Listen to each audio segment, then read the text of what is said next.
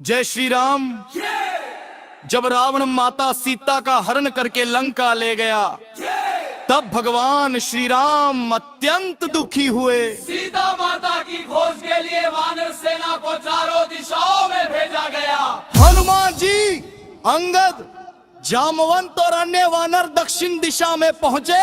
चलते चलते वे विशाल समुद्र के किनारे आ गए। सामने था अनंत सागर और उस पार थी लंका। सब वानर सोच में पड़ गए, इतना विशाल समुद्र कैसे पार होगा। कोई देशयोजन, कोई द्विशयोजन तक कूदने की बात कर रहा था, पर लंका तक पहुंचने की शक्ति किसी में नहीं दिख रही थी। तभी वृद्ध और बुद्धिमान जामवंत जी ने हनुमान को याद दिलाया, हे पवन पुत्र, तुम अपनी शक्ति भूल गए हो। तुम्हारे अंदर अपार बल है, तुम ही ये समुद्र पार कर सकते हो। हनुमान जी को जैसे अपनी असली शक्ति याद आ गई। हनुमान जी ने पर्वत के समान विशाल रूप धारण किया। उन्होंने जोर से गर्जना की, जय श्री राम। और एक ही छलांग में आकाश की ओर उड़ चले। उनकी गति इतनी तीव्र थी कि पेड़ उखड़ गए, पर्वत कांप उठे और समुद्र की लहरें ऊंची हो गई।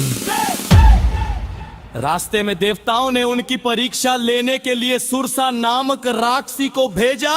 सुरसा ने अपना विशाल मुख खोलकर कहा, मैं तुम्हें खाऊंगी।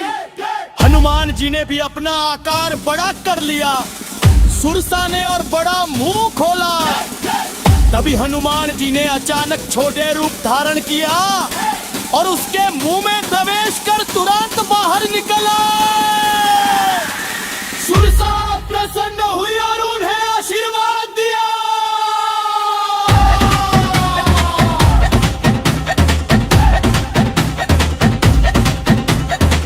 आगे एक राक्षसी सिंह आई, जो परछाई पकड़कर लोगों को रोक लेती थी। उसने हनुमान जी की परछाई पकड़ ली। हनुमान जी तुरंत उसके भीतर गए और उसका वध कर दिया। इस प्रकार सभी बाधाएं पार होती गईं। समुद्र पार करके हनुमान जी ने स्वर्णमयी लंका को देखा। उन्होंने छोटे रूप धारण किया और रात के समय नगर में प्रवेश किया। द्वार पर लंकिनी नाम की राक्षसी पहरा दे रही थी। हनुमान जी ने उसे हल्का सा प्रहार किया, जिससे वह गिर पड़ी। उसने कहा, आज से रावण का विनाश निश्चित है। काफी खोज के बाद हनुमान जी को अशोक वाटिका में माता सीता मिली। वे वृक्ष के नीचे बैठी राम नाम का जाप कर रही थी। हनुमान जी ने वृक्ष में बांटकर श्री राम की कथा सुनाई। फिर उन्होंने रघु की अंगूठी माता को दी। सीता माता की आंखों में आंसू आ गए। उन्होंने हनुमान को आशीर्वाद दिया। हनुमान जी ने रावण को चेतावनी देने के लिए अशोक वाटिका उजड़ दी। राक्षसों ने उन्हें पकड़ लिया और रावण के सामने ले गए। रावण ने उनकी पूंछ में आग लगाने का आदेश दिया। हनुमान जी ने अपनी पूंछ लंबी कर ली और उसी आग से पूरी लंका जला दी। चारों ओर आग की लपटें उठने लगी। रावण का अहंकार कांप उठा।